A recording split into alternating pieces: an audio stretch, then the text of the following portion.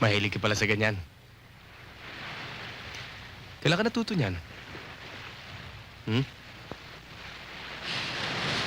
I'm sorry, Josa. Sige. Pasko. Ituloy mo na lang yan. Buisit. Hindi na kita istorbohin. I'm sorry. Sige, I'm sorry. Alis na ako. Ituloy mo na lang yan. Alis na ako. Storbo. Diyosa, madali mong malaman kung masama o mabuti ang isang tao. Eh, kilala ko naman kayo, Papa eh. Walang masama sa inyo kahit nasunog na tinapay. Kung masamang tao si Darwin, di sana tinulungan niya yung mga taong nagtangkang pumaslang sa akin.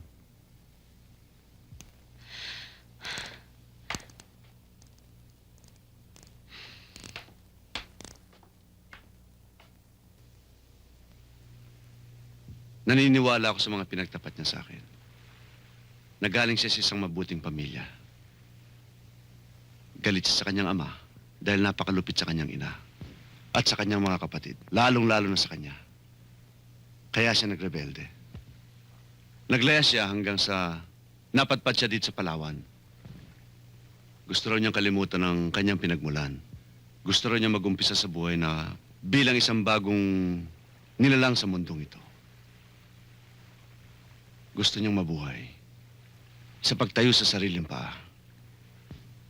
Sa pagpapatulo ng sariling pawis. Sinungaling siya, Papa. Anong ebidensya mo? Wala! May nagsasabi lang sa akin. May bumubulong lang sa akin. Dito. Basta, Papa. Pag-aralan mo siyang mabuti bago ka magsalita ng ganyan. Bago ka manghusga ng kapwa. Matagal ko nang nahusgahan ng mga tulad niya. Wala na akong tiwala sa lahat ng lalaki. Huwag na huwag mong kalimutan, anak, na ako, ang iyong ama, ay isa rin lalaki.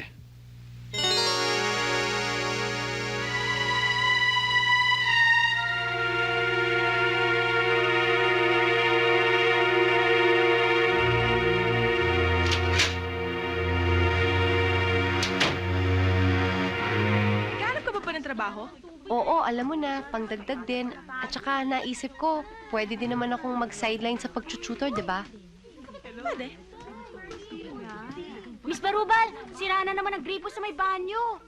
Eh, sino bang gumagamit at nakakasira nun? Di ba kayo rin? Ay, oo nga ho. Pero di ba obligasyon niyo ho ang maintenance? Ayun nga hong ilaw sa kwarto namin hanggang ngayon hindi pa ho napapalitan eh.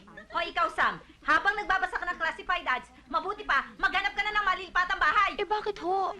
Darating ang pamangking kong galing Japan. Kaya kailangan, bakantihin mo ang lugar mo. Eh bakit naman ho si Sam? Dahil siya ang pinakaproblema ko sa singilan.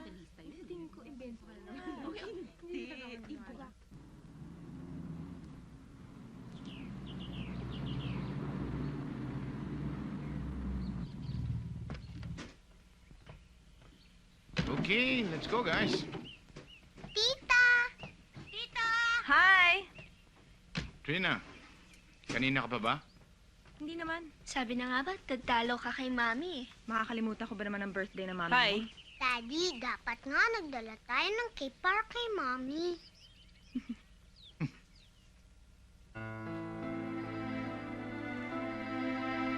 So, how are you coping? Well, I guess I can say that I've healed. Mali ay pipinutin ko. Siyempre, madalas ko pa rin namimiss ang kapatid mo. Natural lang yun. Nanay, tatay, gusto kong tinapay. Nahihirapan ako sa mga bata. Gusto kong kape. Lahat ng gusto nyo ko ay... susundin. Gusto ko na yata sumuko. Mali ay pipinutin ko. One, One, two, Minsan parang okay na eh. 1, 2, 3, 4. Pero madalas parang sasabog.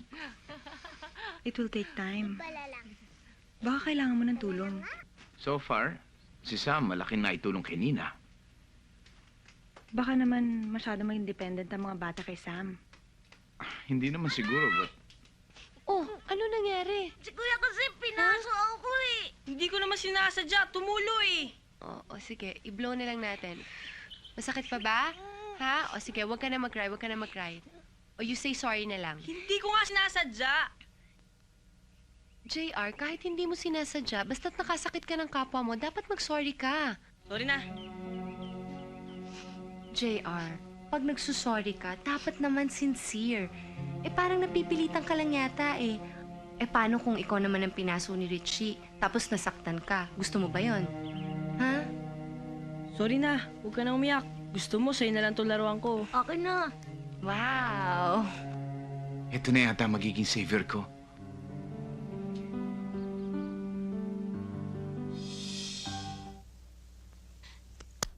Tug-tug-tug-tug-tug. Tug-tug-tug-tug.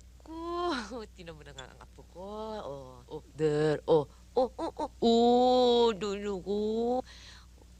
Tuk-tuk-tuk-tuk-tuk-tuk. Tsuk-tsuk-tsuk-tsuk.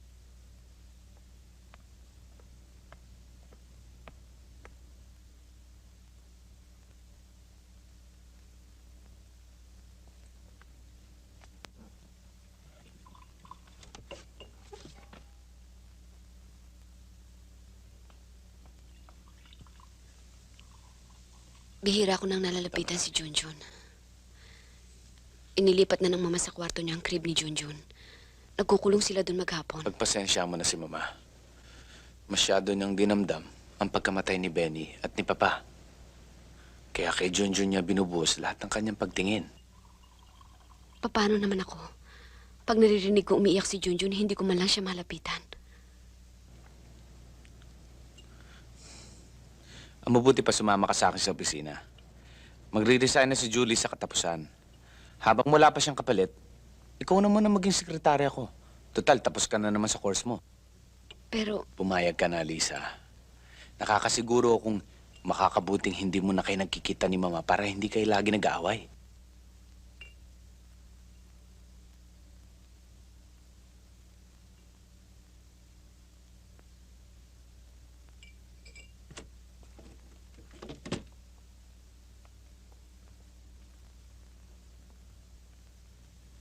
Eric? Yes? Si Eric. May board meeting ang asawa ko. Next time, kung may kailangan ka sa kanya, ipaalam mo muna sa akin para maigawa kita ng appointment. Appointment? For your information and guidance, Maya, mula kaninang 9:00 ng umaga, ako na ang kanyang executive secretary.